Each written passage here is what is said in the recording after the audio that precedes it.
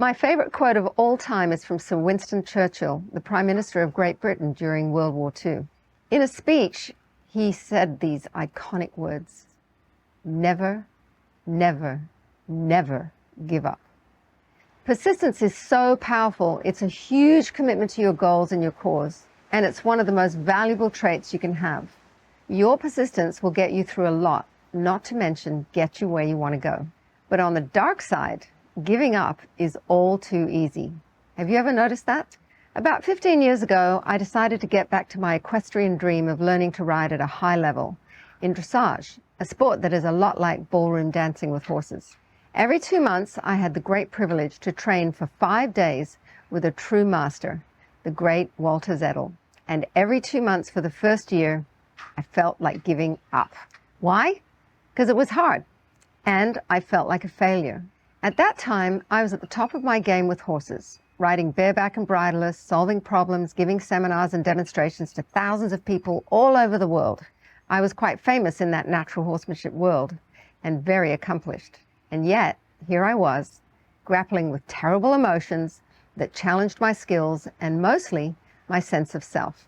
I felt stupid and useless. A few days after Walter left, I would descend into this terrible place and want to give up. And that was so not me. If I had been ruled by emotions, I would have given up for sure. But I pulled myself out of it every single time.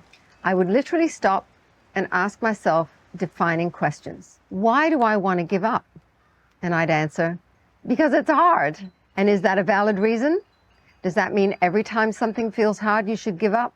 No. If that was the case, I would have given up on a lot of things throughout my life and probably ended up in a dead-end job, unhappy and unfulfilled. Just because something is hard is no reason to give up, especially if it's something you're passionate about. My inner dialogue continued. So why are you doing this? Taking these lessons from a master? Well, because I want to be really good.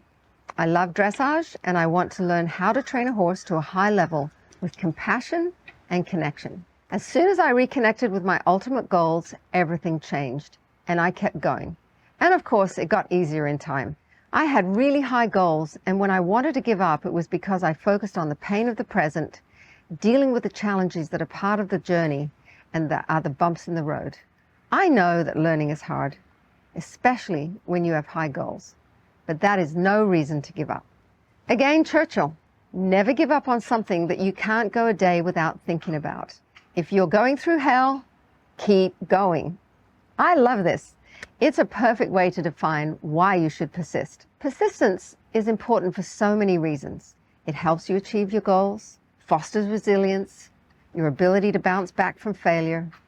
It helps you find solutions and keep moving forward.